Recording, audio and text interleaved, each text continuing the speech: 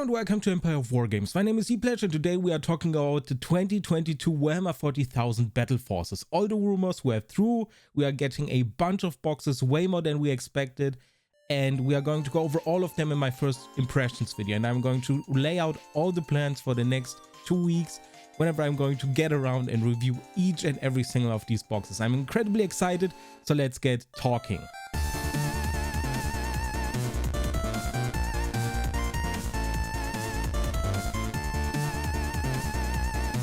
Okay, so here is the plan for the next couple of weeks. First up, we are going to have a first impressions video for Warhammer 40,000, you're watching it right now, and one tomorrow for Age of Sigmar. Then after that, I'm going to try my best to upload a review for a Combat Patrol box each and every single day. I'm going to try to get some games in here or there. I'm obviously not going to be able to test each and every single box in a real game scenario simply because of time restraints. But since we don't have any dates or anything, I have to assume that they are going to release sooner rather than later, because the preview is also way sooner than it usually appears to happen.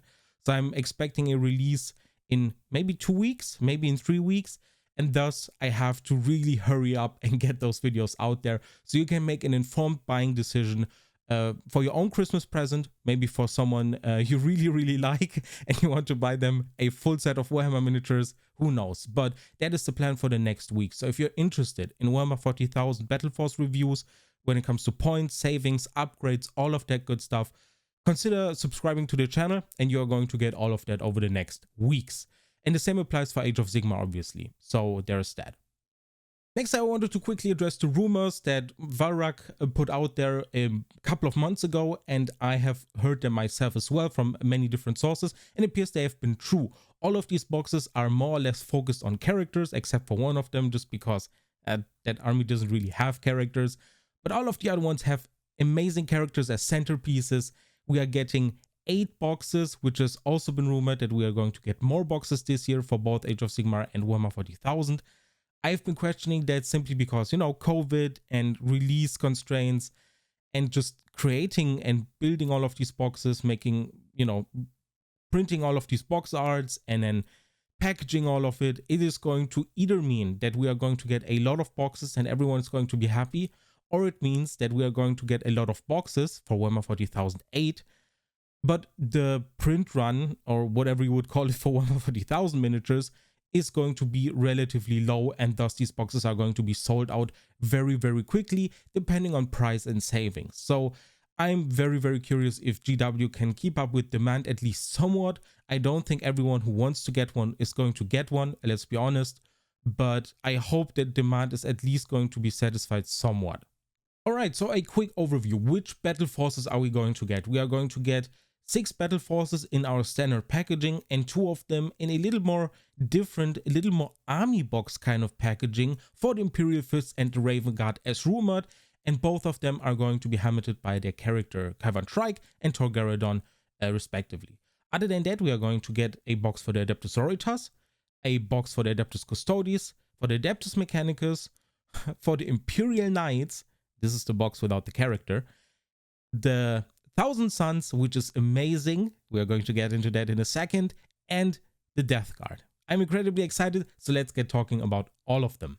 So the first box I wanted to talk here, and I'm going to go just in the order of the Warhammer community article, which is going to be linked at the top comment, so if you want to check it out yourself, please do so.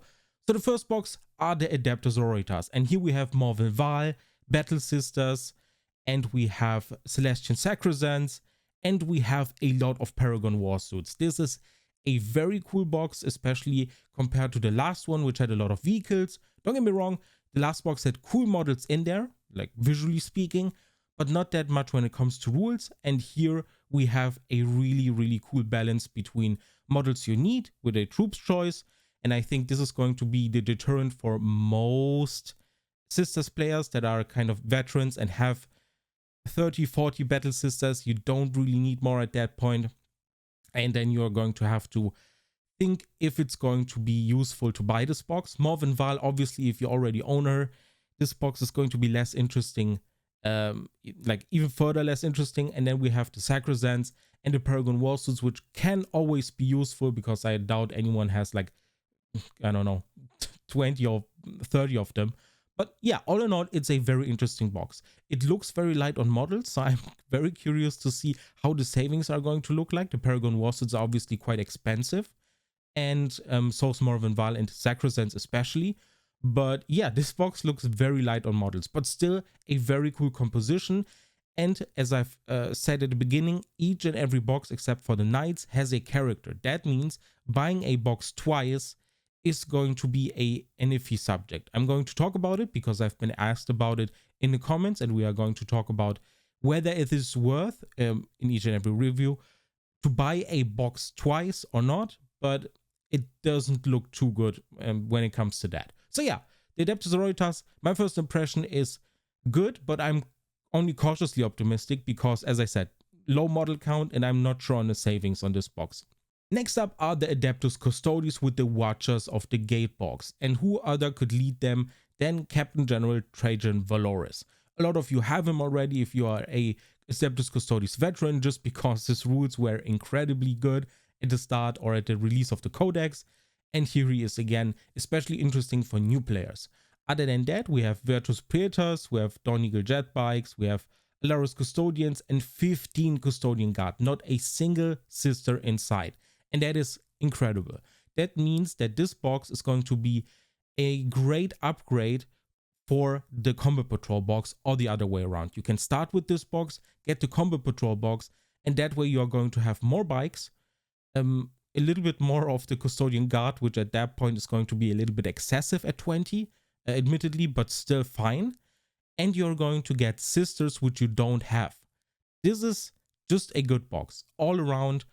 No questions asked. The points this box can generate is going to be nuts, and I'm happy that the Adeptus Custodes are going to get a box, simply because, believe it or not, the rules are very important for a lot of people. Not everyone, but a lot of people really care about the rules. And the Adeptus Custodes is just not that fun to play right now, and they haven't been for quite a while, for about a year now.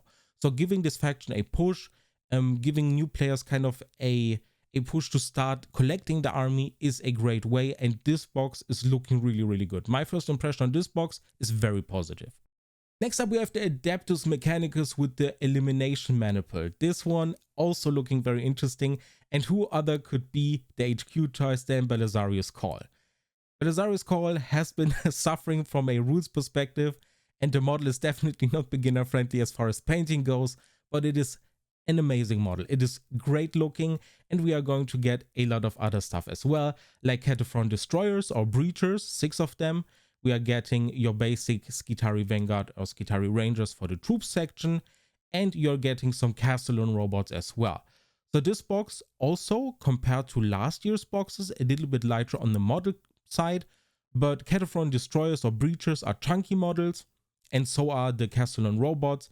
And I think the Skitari Rangers are just thrown in there, so this box makes sense as a kind of starting force, and it lets you have a kind of basic Combat Patrol. And honestly, yes, the Cataphron Destroyers or Breachers are also troops choices, but they have also suffered a little bit from a rules perspective, and I was hoping that those get addressed in the latest data slate.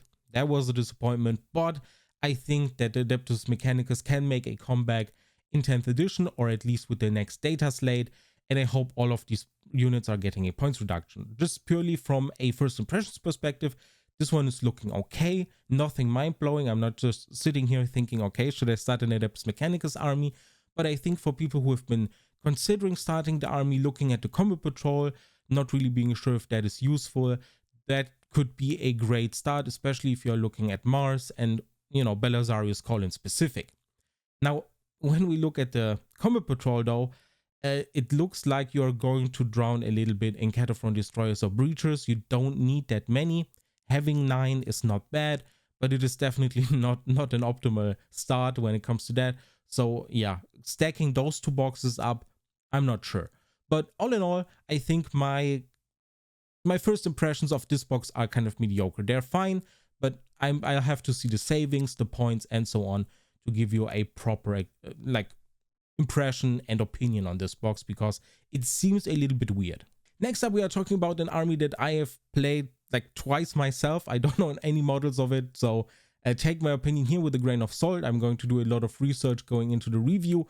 it is the Imperial Knights with the Chainbreaker lance. So what you're going to get is a Knight Preceptor Canis Rex, and you can build them as any other knight. The kits are very, very flexible, and you're getting hoverins and 2 warglaves. So you have kind of 4 smaller knights and 1 big knight as a centerpiece. And all in all, I have not expected knights to appear here, but it apparently made sense to create a box. I hope the savings are going to be great, because knights are usually not discounted. Knights are never going to get a combat patrol box or any kind of equivalent.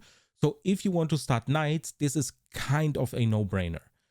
Because knights are not going to get discounted otherwise. It is just going to be battle forces, and that is more or less it. If you're lucky, your faction gets a army box similar to the Chaos Knights, but other than that, there are going to be no savings. So this box is an automatic positive, and it is going to be a good box, and it is going to be well reviewed, spoiler, because you're not going to get them discounted otherwise. It is as simple as that. Is it going to be fun to play? How are we going to look at upgrades? That is going to be the interesting part. But this box is looking extremely good, especially because you can buy it twice. And there's going to be no problem. And you're going to have all the options. And having more of the smaller knights is apparently really, really good. So yeah, this box is looking all around great. Next up, we are talking about an army I am looking forward to probably buying the box of myself. Even though I have a lot of Plague Marines, it is the Death Guard with the Council of the Death Lord. What you're going to get is Mortarion, Demon Primarch of Nurgle. Yep, that's a over 100 euro model, I think.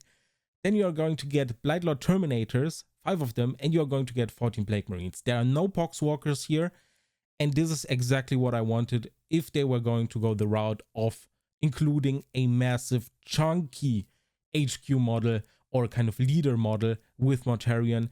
And just having no Poxwalkers means that this box stacks up nicely with the Combat Patrol box. And yeah, this box is just great. I have nothing negative to say here. Lots of power armor, no zombies. If you want zombies, get the Combat Patrol extra, and you're going to have a great day painting, rotten, zombified, kind of dead, but not really Space Marines. Amazing. I think this box is great. I have nothing negative to say here. Mortarion is incredibly expensive. I don't own him myself, even though I play Death Guard. I've played them for quite a while, but the model was just so expensive that I didn't really get around to buy it. I also collect a lot of armies, so that is a problem as well, but I think I'm going to pick up this box. That is my first impression, so it is positive. All right, 3 boxes left. We are going to go over the Thousand Suns next and the Court of the Crimson King. That name is incredibly cool and is befitting this box. Why? Because there are no Zangors in here. Not a single one. No Poxwalkers for the Death Guard, no Zangors for the Thousand Suns, and that is a clear win. No matter what happens after that, unless you're going to pay more for this box than you would pay for the model separately, it is going to be a good box automatically. This is going to be the best start for Thousand Suns. If you have been looking forward to starting Thousand Suns, and you've been looking at my review for the Thousand Suns Combat Patrol box and thinking to yourself, well damn, how am I going to start the army at a discount of about 30%? This is the box. This is for you. You don't need any Zangors. Zangors are stupid. You can buy them separately. You can get the Combat Patrol box if you want to. But start with this, and it's going to be a great time. Having Magnus the Red in there, accompanied by 3 Exalted Sorcerers, as well as 20 Rubik Marines, is just incredible. Especially because you're going to get Scarab Occult Terminators with the Combat Patrol box, another HQ choice that is not part of this box with the Infernal Master, and you're going to get Zangors. And you don't have any of that in this box.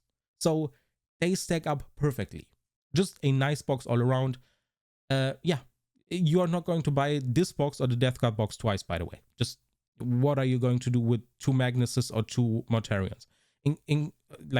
You'll have to have a crazy plan for those big models when it comes to conversions to consider this box twice. But yeah, this is just a no-brainer to not recommend buying this box twice because, yeah, you don't need them. Next up are the Space Marine boxes. As I said, these are a little bit smaller. These are a little bit less featured. And it looks like they're going to be cheaper. That is my first impression and my kind of what I'm getting out of the design of the boxes. They are looking a little bit more army box-like.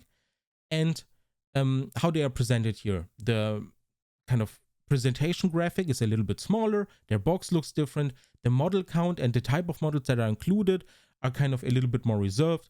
So I really hope that the Raven Guard box and the Imperial Fist box is quite a bit cheaper compared to the regular Battle Forces. So what are we getting? We are getting the Imperial Fists with the Bastion Strike Force, and this is a chunky one. This one is as if GW would have taken a box and said, Valrak, buy this, but the guy already has all the Gravis he's ever going to paint, so he's probably not going to buy this. So what are you going to get? You're getting Torgarodon, the only primary-sized kind of character that the Imperial Fists have access to, but a really cool one. His fist is massive, and so is his armor. Great model. I own him. I painted him. Just good model all around. And what are you going to get in addition to that? You are going to get 3 Primaris Aggressors, and you're getting 15 Heavy Intercessors. 15. If you buy another HQ choice, anything, Basic Captain, anything other Gravis, because it fits the theme, you're going to be sitting at a battalion with only Gravis. That is insane. I'm really hoping we are going to get a Gravis Lieutenant at some point, and rules for that, so that you can run an entire Gravis force. And if you're looking forward to playing chunky boys, and if you don't really like the slightly lighter armored basic intercessors or units that use the Mark X armor, this is the box for you. I am looking forward to seeing the price on this one and the savings. That is something I don't know, and thus my first impression here is cautiously optimistic. It really depends on the price, but if the savings are around 30%, that is what I'm expecting, this box is definitely great if you are looking to playing a full Gravis army. You're obviously also going to get, next to Torgarodon obviously, you're getting a set of Imperial Fist upgrades and transfers. That to me means that there are going to be 2 sets of, shoulder pads, transfers, and so on in there, which means if you're not going to build this box as an Imperial Fist box, but if you're buying it for any other chapter, it is going to take away from the savings quite significantly, because even though a couple of the bits are obviously usable, and Torgarodon is one of the easiest HQ choices I can come up with when it comes to conversion, it is still fine. You're going to be fine if you're going to buy this for any other chapter, so don't worry too much about that. And the last box we are going to talk about is the Raven Guard, Raven Strike Battle Force, because we need more Ravens in the name. And what are you going to get? You're getting Kaivan Shrike as your HQ choice, which was fully expected. Really cool model. The emo boys are in full force here. And the next HQ choice, which is kind of unexpected to get 2 of them, is a Phobos Librarian. Really cool model, not often discounted. We have barely seen the guy in any discounted box outside of Shadow Spear, and that was 2018 or 19, so it's been a while. And other than that, you're getting 10 Primaris Reavers. Admittedly, not the most exciting unit, but Reavers fit the theme. We've gotten Infiltrators in a lot of discount boxes. Infiltrators are part of the basic Space Marine Combat Patrol box, which is a great upgrade for this box, by the way. And so the Reavers make sense. I really hope they are going to get a massive overhaul in the next codex, if not in the next data slate. And I'm fully expecting, or at least hoping, maybe I'm on copium, to be an amazing unit for once. That would be great, because the models themselves, no one ever criticized. The Reaver helmets and heads are amazing. They look really cool. It is the rules that hamper them a lot. Other than that, you're getting 2 Invictor Tactical War Suits, so your stealthy mechs, kind of. They are not really dreadnoughts, and they are cool as well. You're obviously going to get them in the Space Force Combat Patrol box if you want them at a discount, and you're going to get Reavers there as well. So this box is kind of similar to the Space Force Battle Force. Not quite, but quite similar still.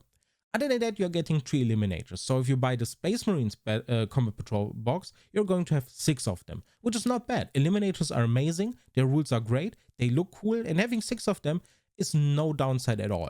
So all in all, I think 2 HQ choices with the Reavers in there, with the Eliminators, and 2 Invictor Tactical War Suits is not bad at all. I'm expecting this box to sell quite well.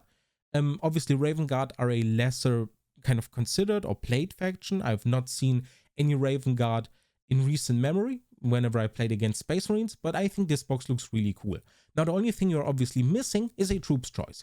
without Troops Choice, you cannot really play this out of the box, although you do have a lot of elite options here, which is still not enough for a full detachment. So you're probably going to go ahead and pick up a box of Infiltrators, for example, and yeah, have yourselves a cool Raven Guard, Phobos armor, Army of Renown applicable army. That is sick. Actually, I almost forgot to think about that. The Army of Renown fits this box quite nicely. So if you buy this, upgrade it with the Combat Patrol box, you have yourself the Army of Renown, and approximately 1,000 points, if not more, for the start of the army. Great. Amazing. So yeah, my impressions here are always going to be cautiously optimistic, simply because this is a new box type. As I said, the box kind of art and everything looks different. The presentation image is a little bit smaller. The model count looks to be a little bit on the lower side.